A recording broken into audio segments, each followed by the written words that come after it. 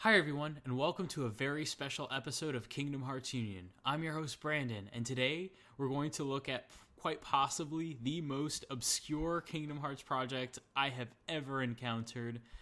For the last 10 years, this project was rumored, but never confirmed until just recently. Today, I'm proud to introduce you to Seth Kearsley, the director and writer that was hired by Disney in 2002 to develop a pilot for a Kingdom Hearts animated series. We're so glad to have you, Seth. How's it going? It's good, thanks. So, Thanks for having me. yeah, definitely. So just to give people a little bit of background, how I sort of came across you was I had just finished a fan art myself, and I was posting it on a lot of DeviantArt groups, and I saw a storyboard, which you guys can go see yourself, that was of a Kingdom Hearts pilot animatic. What was it like being approached by Disney to develop this? Well, I didn't know about the game before. Gotcha. So, Yeah, it just come out. yeah, I had just finished a pretty big project, and I was being very particular about what I did next. And I really wanted to do, I had this idea in my head of American anime. Yeah. Because I'm a huge fan of anime. And I feel like that they have a freedom that we don't have over here. And that's part of what makes, the shows and the movies so great. Yes. So I was kind of playing with this idea, and then my agent mentioned that there was this project over at Disney that he thought might be perfect and right in line with what I was talking about. And so I went and met on it, and I was like, seriously? So you're taking Disney characters and Final Fantasy characters and Yeah. putting them into one world? That's almost it couldn't be more perfect for an American anime kind of a thing. Definitely. And so I was like, well, let me play the game. So I burned through the game in about a week. At first, when you're doing the training levels and everything, I was like, yeah, whatever. And then gradually as the story got more and more involved, I was like, oh my God, wow. Yeah, there's some depth to it. Who knew? Yeah. And so then I read the script that they had, I told them that if we're going to do this, we can't do this script because it doesn't have anything to do with the game. It seems like the guy who wrote it didn't read or watch the game. Yeah. Or play the game.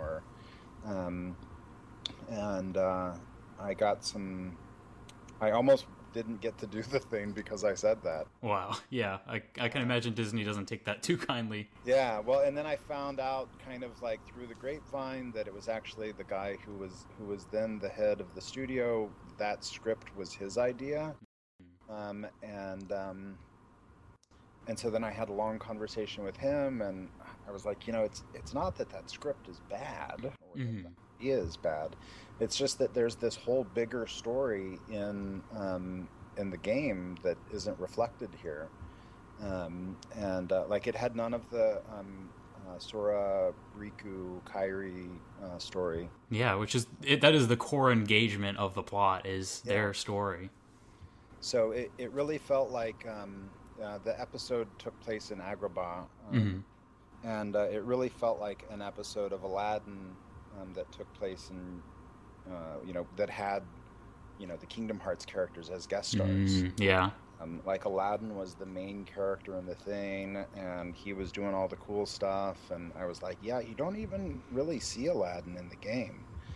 And I said, if you're going to do this series, and you've already done series, for Aladdin and Tarzan and Hercules and Pooh and Little Mermaid, you really need to, how do you have a voice for this game in those worlds? You can't really have the main characters from those worlds driving the stories. So he let me work with the writer who had written that first one, and we came up with a different take, and we were I showed the guy Cowboy Bebop, and said, like when they're on the ship, like it should feel like this, and then just talked to him about how like the story between Kairi and Riku and Sora, like how that all works out, how they both are like working towards the same goal. They're just going about it in different ways, and so we rewrote the script, and it got greenlit, and kind of went from there.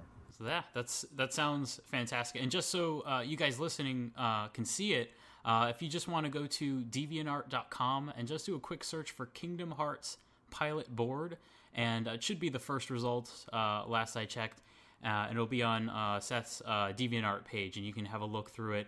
As far as what you've posted online, it's basically just some snapshots from the entire board. It's not the full animatic, right? No. Okay. Yeah. Yeah.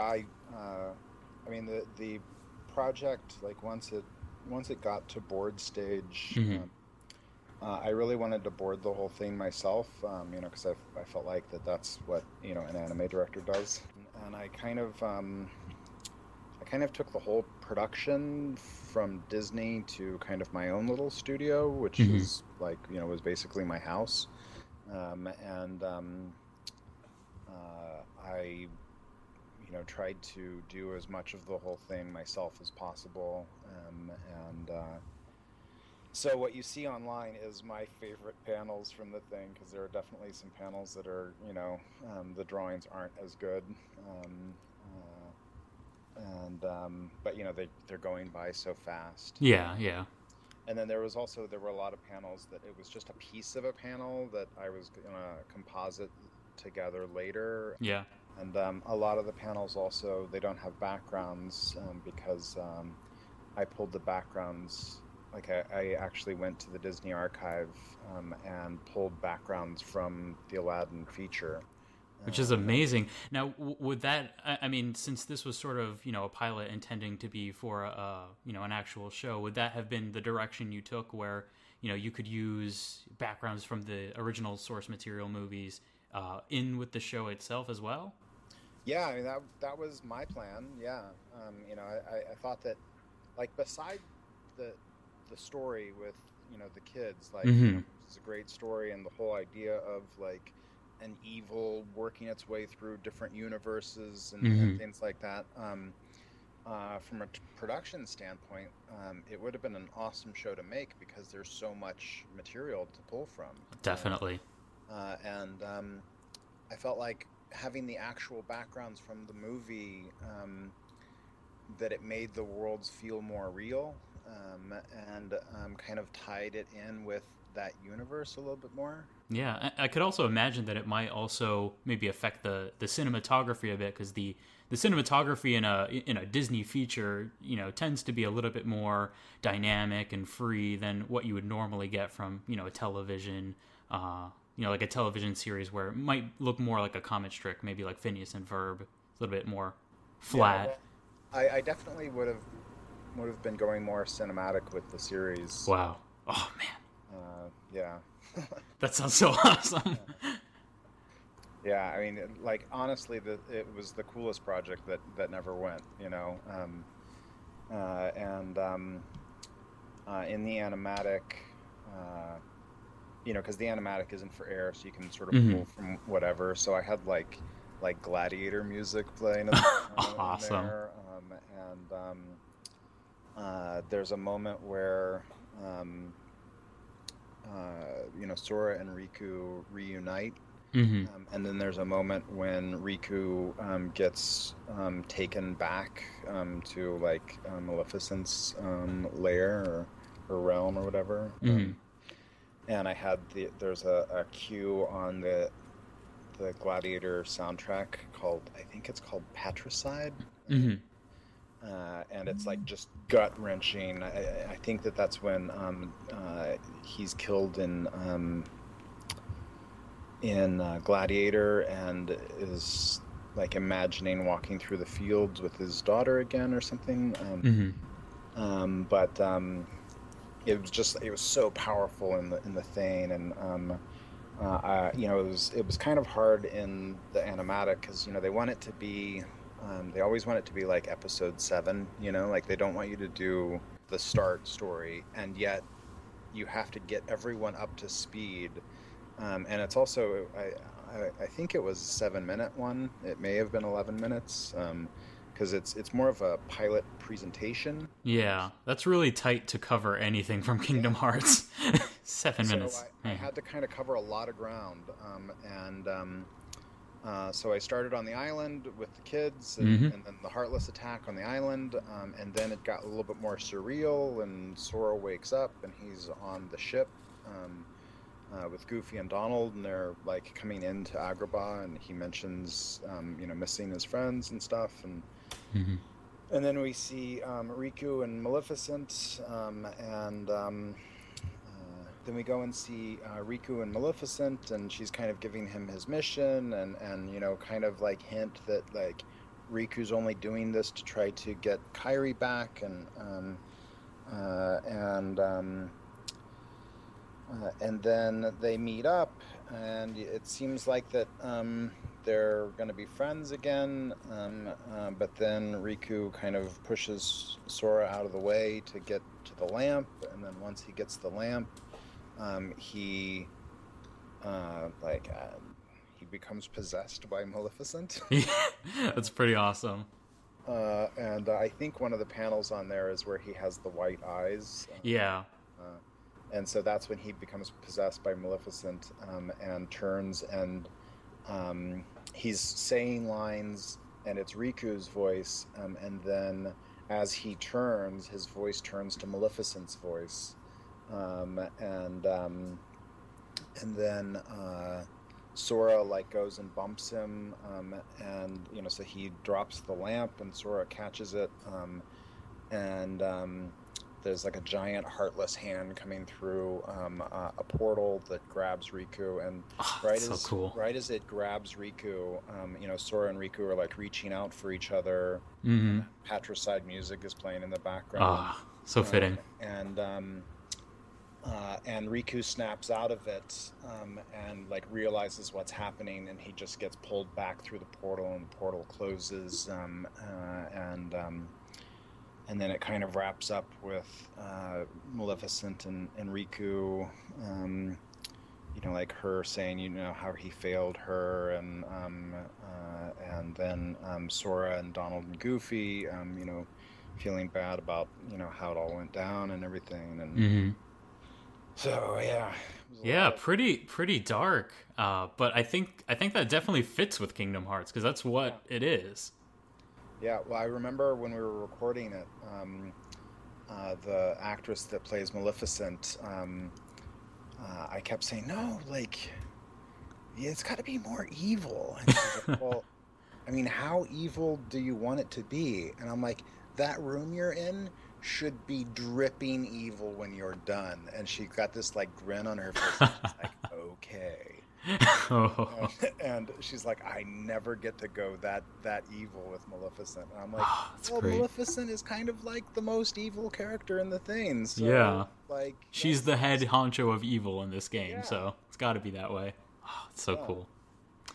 So if you could just give me like a quick opinion, how do you feel about the Kingdom Hearts series just in general? Have you been keeping up with it at all? As it's grown throughout the years? After that, so what happened with the pilot? They tested it, and it tested amazingly well. Like it tested of the things that they were testing at the time, it tested the highest and the best. But then they went with other things. I won't mention what they are. That's fine. You can do some detective work. Yeah, exactly. And then it was kind of like the whole thing was kind of like having this amazing like summer camp romance that then goes nowhere after that, and then it kind of hurts to like keep up with. Yeah, definitely. So I didn't really keep up with it after that. Like, I saw that there was another game, With the first game, like I was like, you know, like God to my nephews, because like they would get stuck on a part and I'd be like, oh yeah, here you go. Yeah. And then with the second game, they were asking me that, and I was like, yeah, no, I haven't played it. I think that's fair. And now, when you were developing the animatic, what do you think are good tips for other people that have this sort of job when you want to develop a project for a video game? Because there's been a lot of video game adaptations out there, a lot of movies, not naming names specifically, that aren't that great at capturing the heart of the game that they're covering. What do you think are some good takeaways from your experience in developing, some sort of an adaptation of a game? Well, the first thing that I worked on in animation was a show called The Max. Mm-hmm. And The Max was an adaptation from a comic book, and we were all like huge fans of comics. And Sam Keith, who did The Max, and we always hated how when it goes from comic book to animation, like it loses what was so cool about the comic book. So like with The Max, we just used the comic book as the guide, and you just kind of kind of similar to how the Sin City movies have just followed the book. And so with the game, it very easily could have ended up being that other script. Like that like someone looked at a lot of the development art material and then sort of came up with something on their own. Yeah. And it's no fault of the guy who did that. Like that's he probably wrote a pilot a week for them or something. Like it's a fast pace, but actually investing the time to actually play the thing or to like watch the thing, like if you're, I don't even know how many hours of content there are in the game, but like it would be like doing an adaptation of a book by having just read the Cliff Notes. Yeah, that's pretty tough. You kind of got to like really dig deep into it, especially like when it has such a big following, like you really don't want to piss off those core fans. Yeah, and I could definitely see how it would be difficult, at least with Kingdom Hearts, because at least in the marketing material, I don't know if it was exactly that clear that there was a true, sincere story buried in there. A lot of it made it seem like, oh, this is a Disney game, and hey, there's some Final Fantasy game, Squaresoft's making it. That sort of seemed like the way they were triggering it, so I could see, how they might take it that way. The first game, I think that I've seen stuff since that like really shows, that there's like a darker thing going on. Yeah. I think in the second one, isn't there a lot more Riku? Oh, yeah. Yeah, a lot more Riku stuff, and it does get pretty dark. Yeah. So yeah, I mean, it seems like a simple thing, and yet it doesn't happen. But like, you have to do your homework. Yeah, definitely. And it was a little bit like there was a change that was happening at that time, where like it used to be that you'd have the animated series or the movie, and then that would become the game. And so like right at that time, like the gaming industry started making more money than the movie industry, and so it really was following the game. That's the big mystery of what happened with the pilot. Really has a lot to do with that, and that the game was huge, and they had multiple games lined up after that. Yep. And I don't know the name of the guy who did the games, but I knew that he was like crazy huge in that world and in Japan. And, yeah, he is. And along the lines of anime and the freedom that the Japanese directors get and the respect that they get. The series ultimately didn't happen because they didn't want to offend that guy. Yeah, understandable. And so there's been a huge franchise after, and so maybe at some point there will be the game. Yeah. or sorry, the show, or or maybe at some point they'll be like, how awesome would it be for them to do it as a feature. Yeah, definitely. And I gotta say, that does sort of ring true historically, because historically with the Kingdom Hearts series, there really hasn't been much that was released in any capacity that wasn't canon, wasn't like a part of the main storyline that continued it further. There really hasn't been many adaptations, so I can sort of understand where they were coming from at the time, since it was just a new series and they already had something planned. But yeah, maybe now that there's so much source material already there that maybe there's enough wiggle room there that you wouldn't be, or anyone wouldn't be stepping on their toes by creating an homage series. Yeah. So I think everybody wants to know, if you had the opportunity, if Disney came slamming on your door right now and gave you the opportunity to give another crack at this, what do you think you would do differently than you did back then? Even though I thought that would have been great, if you had the opportunity now with the technology of today, with the way more long form television exists now. I mean, Game of Thrones and Mad Men and all that.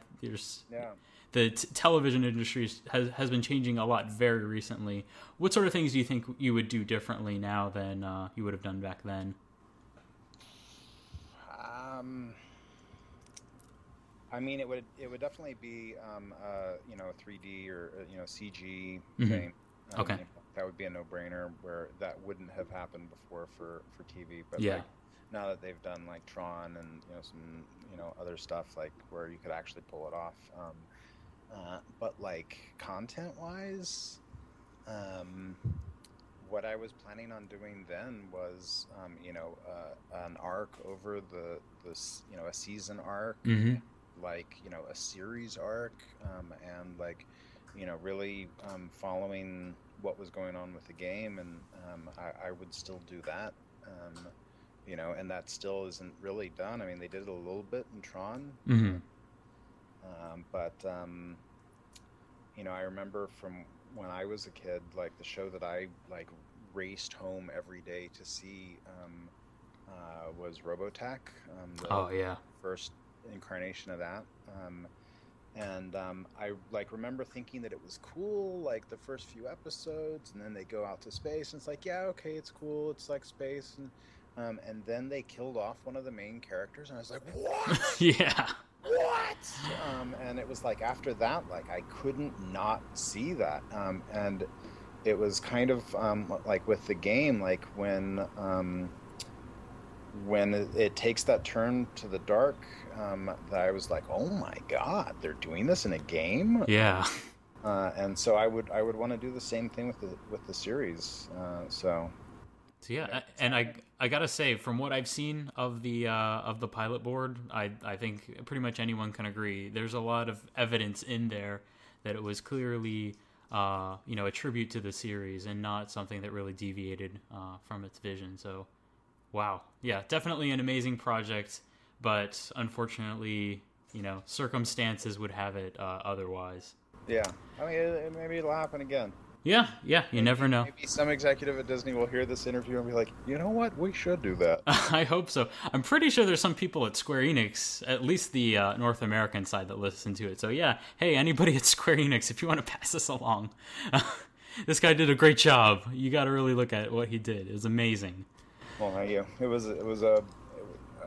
an amazing project, and it's the one that got away. Would have been so cool. Yeah, and I have to ask you one quick question. After all these years, what led you to finally now post the pilot board? Honestly, I was digging. I have a box of drawings, and I was digging through there, and I had just posted a Looney Tunes board, and it seemed like people liked that, and I was like, I gotta have some other stuff around here to post from back in the day. Wow. And so I have a box that it's literally because I took Disney's usual board paper and I cut it all so that I could flip the panels. So it was actually I actually pegged the paper, and flipped it on the light table and to get the movement and everything, Yeah. which you wouldn't have to do now. But and so I have probably like a stack like 10 inches high of those individual panels. Wow. So I just went through and picked out the ones that I thought best represented what was going on in the scene and stuff like that. And so Yeah, definitely. And I'm sure there's someone right now screaming at their iPod or their computer, do you have the Animatic still? Is it still somewhere? I have to look. It's an old hard drive, so I'm sure I have it somewhere. Because I don't know if Disney would be okay with it, but I'm sure someone out there would love to see it. Probably what I've posted now is about as much as I could post without getting in trouble. Gotcha. I think that's fair. And I know there is at least one person out there that does have it, because in preparation for this interview, I actually went back to see as many of the rumor postings as possible, and there was at least one. There's one article in GameSpy where someone back in 2004 visited his friend, and he actually had this on tape, and he correctly identified back in 2004 that it did take place in Agrabah, and it had a, he said it had a Western style. It was different than the style of the games, sort of in art style, and I think there's a little bit of that, but I'm surprised that it ended up being as accurate as it was. Yeah. Well, I mean, the Western style, it's definitely, more of Western sensibility towards the storytelling, and I'm not an anime director, so, Yeah, that's totally fair. It's a little bit different, but the models that we would have gone with, if it had gone, would have been more true to the show, and, Gotcha. We would have found a studio, either Korean studio or Japanese studio that could do that kind of look. And I'm pretty sure everybody is thinking, "Wow, Avatar and Korra, they're doing it. They're doing that. Yeah. Kingdom Hearts could have had that before. Yeah. Avatar, what?" Yeah, Man, coulda, but it didn't. Unfortunately not. Well, it's been a pleasure, Seth. This is seriously, like, I remember this rumor, and I couldn't believe that after so many years that it just happened to be confirmed by the man himself. So thank you so much for being with us. Yeah, thank you for. It's fun to talk about those old projects. Oh yeah, definitely. And actually, one quick thing. I actually found out that you did. You went to Cal Arts, right? Yeah. I have a friend that is actually going to Cal Arts this fall. Do you have any tips for her? Any squashy, stretchy, timing, spacing things to watch out for? I mean, they'll all of that part of it, like, she'll get from her instructors. Yeah.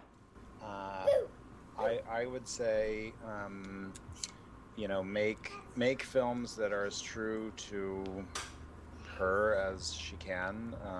Don't try to do like, a Disney thing, or don't try to do something that looks like anything else, because you're going to end up doing that for the rest of your career. Definitely. And like, Cal Arts is the time to like try to get your own voice out there and have it be heard. And and just recently, with Adventure Time, and like, there's a lot of people looking at Cal Arts again for the next big things. I don't know. It's an amazing time to be going to animation school, I think, right now. Absolutely. So yeah, what an amazing place to leave it at.